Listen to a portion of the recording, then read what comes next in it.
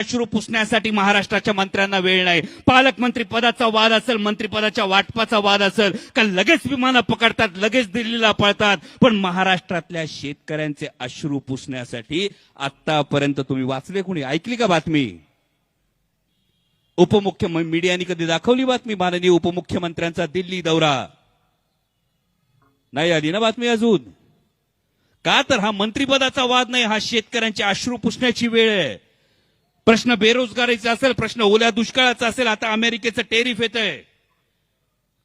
अमेरिकेचा जो काही ट्रेड धोरण आहे, जे काय टेरिफचं धोरण आहे, हे टेरिफचं धोरण केंद्र सरकार मोजक्या उद्योगपतींना वाचवण्यासाठी शेतकऱ्यांचं कंबरडं मोडण्याचा सगळ्यात मोठा धोका आहे.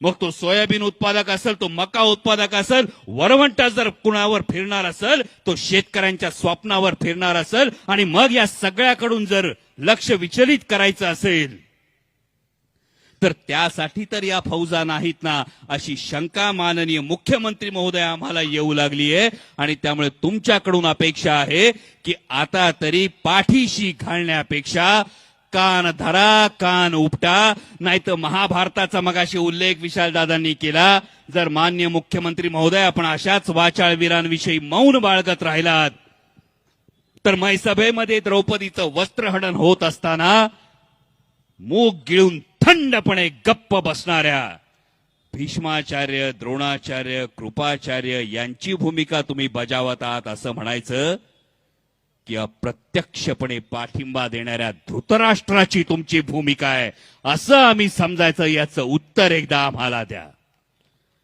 आणि हे ज्या कोणी फौजा सोडल्या असतील, मगाशी आमच्या एका तरुण मित्रानं मस्त मला एक शेर लिहून दिला होता. का होता तो?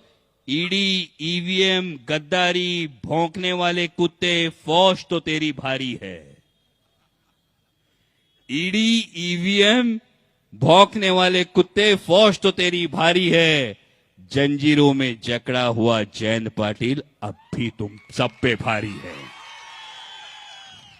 आणि म्हणूनच जाता जाता फक्त एवढं सांगतो, ही तुमच्या मनातली जी धग आहे, हा तुमच्या मनातला जो राग आहे, ही तुमच्या काळजातली जी आग आहे, ही तुमच्या मनगटातली जी रग आहे, ही शाबू ठेवा, ही राखून ठेवा, हा विस्तव धरून ठेवा. विस्तवानी जाळायचं नाहीये. विस्तव जर चुलीत टाकला तर ऊब आणि उभारी देतो. आणि जर ही ऊब आणि उभारी मिळाली तर घरं उभी राहतील. ही घरं उभी राहिली तर महाराष्ट्राची संस्कृती कायम राहील.